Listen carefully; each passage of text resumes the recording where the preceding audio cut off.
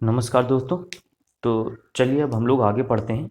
वैदिक कल्चर और उसके कंटेम्प्रेरी जो इंडिया में हो रहा था, कौन कौन से नए संप्रदाय बन रहे थे, उनके कौन कौन से प्रवर्तक हैं, उनके बारे में हम लोग जानते हैं।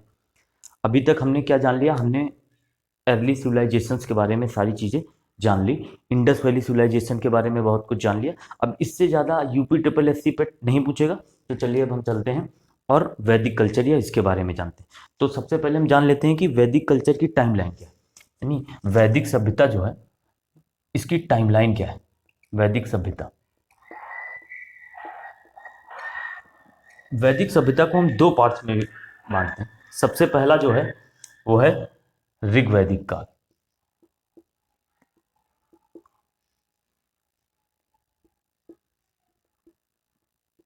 काल और दूसरा जो है वो है उत्तर वैदिक काल।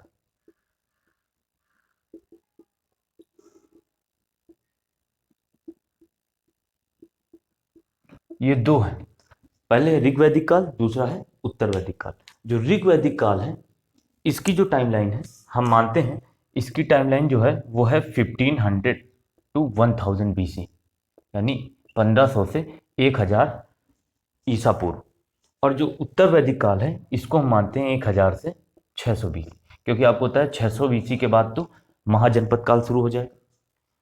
और इनकी टाइमलाइन कैसे बांटी गई? इनकी टाइमलाइन बांटने में एक सबसे इंपॉर्टेंट जो पार्ट था वो था लोहा, आयरन। दरअसल ऋग्वैदिक काल के जितने भी साक्ष्य हैं वो ऋग्वेद से मिले, और ऋग्वेद में कहीं पर भी लोहे का वर्णन हुआ नहीं। और लोहे का जो सबसे पहला साक्ष्य मिला वो मिला 1000 BC के पास, यूपी में अतरंजी खेड़ा में, एटा के पास। तो हमने यहाँ से इसको बाइफरकेट कर लिया कि 1000 के बाद जो है 1000 BC 6000 BC तक उत्तर वैदिक काल रहा होगा, और ऋग्वैदिक काल 1500 से 1000 BC, क्योंकि 1500 के आसपास सिंधु घाटी सभ्यता का पतन माना जाता है। सिंधु घाटी सभ्यता जो खत्म हुई वो लगभग इसी के आसपास हुई थी। तो चलिए अब इससे जरूरी कुछ चीजें हम जान लेते हैं। सबसे पहले हम ये जानते हैं कि इनमें नदियों का क्या वो रहा, क्योंकि नदियों से इसमें बहुत सारे क्वेश्चन आते हैं। तो जान लीजिए कि चारों वेदों में टोटल 31 नदियों का जिक्र हुआ है। चारों वेदों में टोटल 31 नदियों का जिक्र हुआ है। 31 रिवर्स, 31 नदियों का जिक्र हुआ है, जिसमें कि 25 नदियों का जिक्र केवल ऋग्वेद में हुआ है। 25 नदियां जो हैं वो केवल अकेले ऋग्वेद में बताई गई हैं। ठीक है, 25 नदियों का जिक्र जो है ऋग्वेद में हुआ है। अच्छा, अब किस नदी का कितने बार हुआ है और सबसे ज्यादा किस नदी का हुआ है, इन सारी चीजों को हम जान लेते हैं। तो सबसे ज्यादा जो हुआ है वो हुआ है सिंधु नदी का। सिंधु नदी का सबसे ज्यादा जिक्र हुआ है। सबसे ज्यादा जिक्र जो हुआ है वो हुआ है सिंधु नदी का। गंगा नदी का बहुत कम जिक्र हुआ है, केवल एक बार हुआ है। गंगा का एक बार हुआ है। यमुना का 3 बार हुआ है। यमुना का 3 बार हुआ है। और जो सरस्वती नदी थी, एक फैक्ट और यहाँ पर बहुत इंपॉर्टेंट है जो पूछा जाता है, सरस्वती नदी। सरस्वती नदी जो है इसका जिक्र तो इतनी बार नहीं हुआ, लेकिन इसको कहा गया है नदीतमा। नदीतमा, नदीतमा मतलब नदियों में उत्तम, यानी सबसे ज्यादा जो श्रेष्ठ हॉली रिवर थी उस समय की वो सरस्वती नदी थी। तो इसको नदियों में श्रेष्ठ कहा गया। नदियों में श्रेष्ठ। फिर इसके बाद एक नदी और है लेटर वैदिक काल की, सदानीरा। सदानीरा, सदानीरा को गंडक नदी कहा गया। सदानीरा, सदानीरा जो है आज की गंडक नदी, आज की गंडक नदी है, इसको सदानीरा कहा गया। ठीक है। इसके अलावा ऋग्वेद में कुछ नदियां जो आज हम, जैसे व्यास, रावी, सतलज, इनका पुराने समय में ऋग्वेद में अलग नाम मिलता है। तो हम जान लेते हैं, उनसे भी बहुत ज़्यादा क्वेश्चन पूछे जाते हैं, तो उनके भी नाम हम जान लेते हैं। ये बहुत आसान चीज़ें हैं, इनको बस आप एक बार देख लेंगे तो आपके दिमाग में हमेशा भरी रहेंगी। इनके लिए कोई स्पेशल ट्रिक की ज़रूरत नहीं है। तो चलिए अब हम चलते हैं और उन नदियों के भी पुराने नाम और उसके बाद आज के नाम दोनों जान लेते हैं।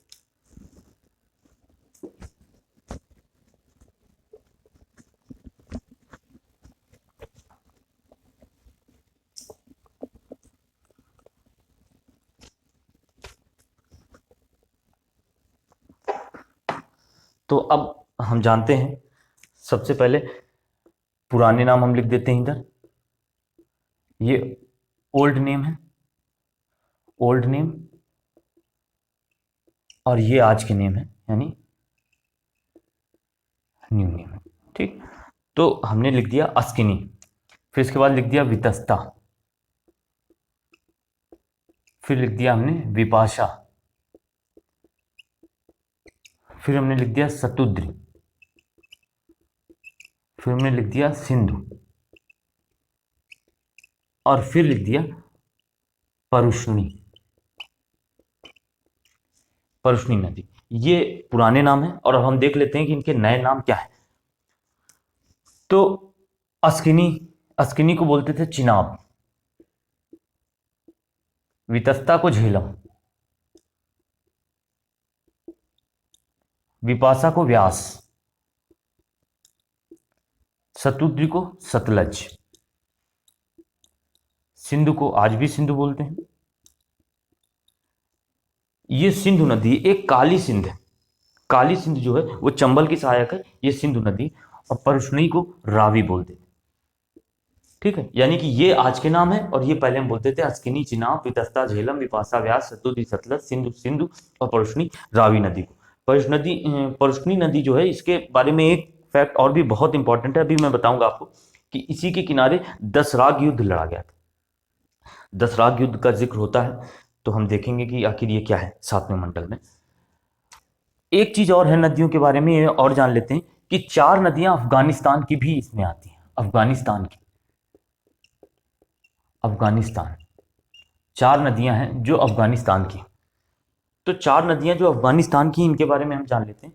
तो आपको पता है क्रुभा, क्रुम, गोमल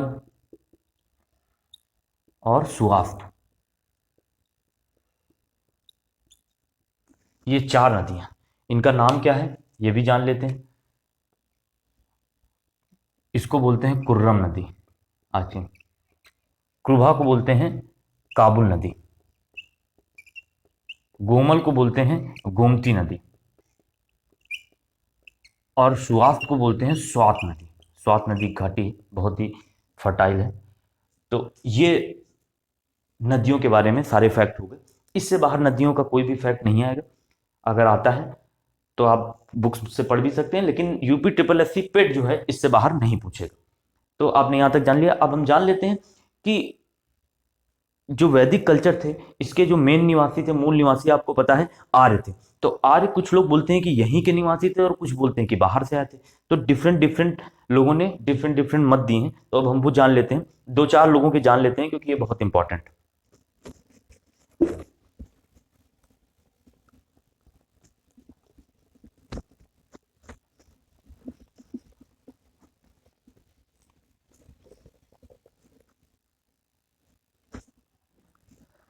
इसमें हम सबसे पहले जान लेते हैं दयानंद सरस्वती का। दयानंद सरस्वती, दयानंद सरस्वती जो थे, इन्होंने एक बहुत ही फेमस पुस्तक लिखी है, सत्यार्थ प्रकाश, सत्यार्थ प्रकाश। और इसमें इन्होंने बताया कि जो आर्य थे वो तिब्बत से आए थे, तिब्बत से आए थे आर्य जो थे। फिर बाल गंगाधर तिलक, बाल गंगाधर तिलक, इनकी एक बहुत ही फेमस पुस्तक थी, the Arctic home of Aryans, the Arctic home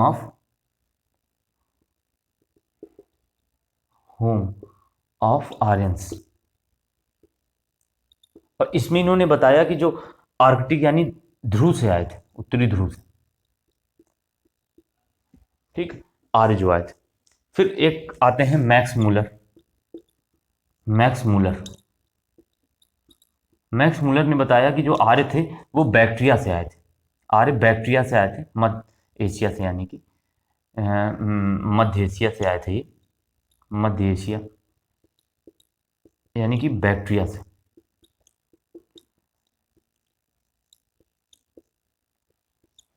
एक लोग हैं बहुत ही फेमस विद्वान हैं, पंडित गंगानाथ झा, गंगानाथ झा। इन्होंने कहा कि जो आर्य थे वो ब्रह्मर्ष देश में ही रहते थे, बाहर से आए ही नहीं थे। फिर ऐसे और भी बहुत सारे मत हैं, लेकिन आप इनको याद रखेंगे तो यहाँ से आपका काम हो जाएगा। ये 4 लोगों का मेन पूछा जाता है। तो हमने अभी तक नदियों के बारे में सारी चीज़ें जान ली, जो भी चीज़ें थी, और आर्य कहाँ के निवासी हैं या कहाँ से आए थे इसके बारे में बेसिक इन्फो जान ली। अब हम और आगे की चीज़ें जानते हैं कि इनमें किन चीज़ों का जिक्र हुआ है, किसको क्या कहते थे, जैसे गाय को क्या कहते थे, भैंस को क्या कहते थे, ये सारी चीज़ें अब हम आगे जानते हैं।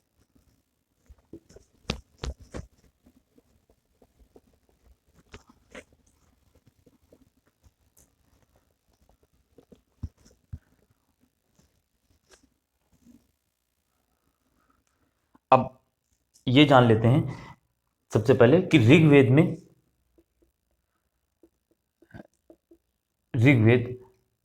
में चांदी और लोहे का जिक्र नहीं हुआ है, ये याद रखिएगा। चांदी और लोहे का जिक्र नहीं हुआ है, तो इसका मतलब है कि यहाँ के लोग चांदी और लोहा नहीं जानते होंगे। चांदी और लोहे का जिक्र नहीं हुआ है, इसका जिक्र नहीं हुआ है, इसका जिक्र नहीं हुआ है। अच्छा, इस समय जो लोगों का मुखिया होता था उसको, जनों का मुखिया, लोगों यानी कबीलों का मुखिया जो होता था उसको बोलते थे जनस्य गोपा, जनस्य गोपा या राजन, जनस्य गोपा या राजन या विषमत्ता। विषमत्ता इसलिए बोलते थे क्योंकि वैश्य वर्ग पर ही उस समय जो है ऋण वो लगाया जाता था, ऋण। बाकी जनस्य गोपा और राजन, जन का अधिकारी और राजन, ठीक है, ये नाम भी राजा के लिए प्रयुक्त होते थे। अच्छा, राजा पर जो डायरेक्ट इंपैक्ट होता था वो 3 तरह के असेंबलीज का होता था। एक होती थी सभा, एक होती थी समिति, और इन सबसे ज्यादा महत्वपूर्ण थी विदत। विदत जो है सबसे ज्यादा इंपॉर्टेंट थी, इसका जिक्र 122 बार हुआ है इसमें। अब हम आगे जानते हैं कि समिति, समिति का जिक्र जो हुआ है 9 बार हुआ है और इसका 8 बार। तो आप जान सकते हैं कि इसको 9 टाइम्स और इसको 8 टाइम्स जब किया गया है जिक्र, तो ये ज्यादा इंपॉर्टेंट है, ये ज्यादा इंपॉर्टेंट है, ज्यादा महत्वपूर्ण है।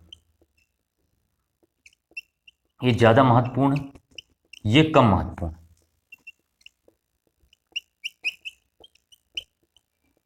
और इनका जो डायरेक्ट इंपैक्ट होता था राजा पर सबसे ज्यादा तो विदत थी, और सभा और समिति, इनको प्रजापति की 2 पुत्रियां कहा गया है अथर्ववेद में।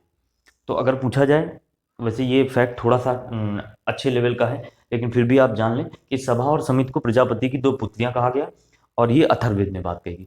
यहाँ तक की बात आपको समझ में आ गई है, मुझे लगता है यहाँ तक कोई भी ऐसी चीज़ नहीं है जिस पे बहुत ज़्यादा ट्रिक बनाई जा सके। आगे कुछ चीज़ें हैं जिन पे ट्रिक बनी है और बहुत अच्छी अच्छी ट्रिक्स हैं, उनको हम डिस्कस करें।